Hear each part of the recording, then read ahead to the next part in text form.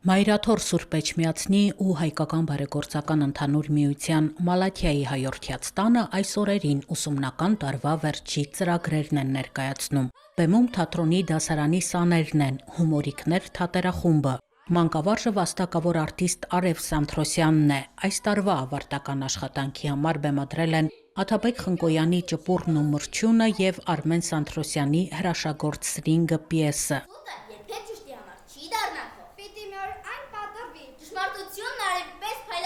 Երեխաները վերլուծել են ճպուռի ու մրջյունի կերպարներն ու սեփական եզրակացությունն արել։ Չի սեփեք աշխատանքը, երկու օրամ եկն ու պարը։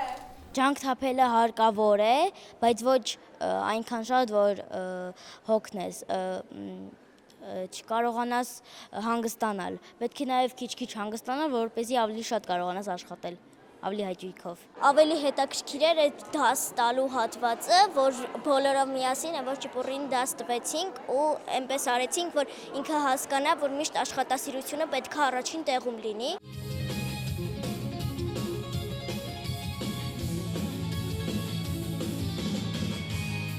Արև Սանթրոսյանը այս հաստատության թատրոնի դասարանի մանկավարժն է արդեն 3 տասնամյակ։ Աշխատանքը ահռելի է, պատկերացնում եք դուք այդքան փոքր երեխա, այդքան թատրոնից հեռու մարդիկ, համաշխատում եմ իրանց մեջ սերմանել սերը թատրոնի,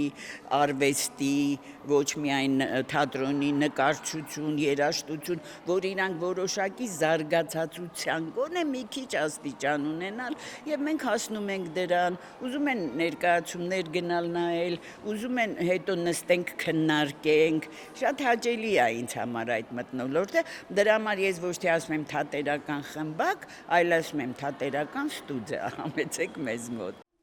Կախարդական Սրինգը հանդիսատեսին տեղափոխեց մի միջավայր, որտեղ հերոսները կարողանում են հաղթահարել դժվարությունները, ազատել քաղաքը կախարդանքից։ Ակնհայտ է, որ երեխաները հաճույքով են բեմ բարձրանում։ Շատերը կողմնորոշվել են հետագա մասնագիտության հարցում։ Որոշել եմ դառնալ դերասանուհի, ինչպես նաև մեր ժամանակաշրջանի լեզվով ասած, բլոգեր եմ ուզում դառնալ, դերասանուհի եմ ուզում դառնալ, որովհետև ես շատ եմ սիրում նկարահանվել, Շատ եմ սիրում ընկեր Արևին, իսկ երկրորդը արդեն բեմը, ինձ այդ,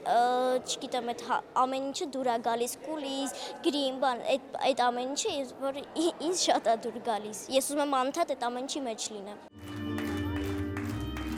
Թատրոնի դասարանում 22 երեխա է սովորում։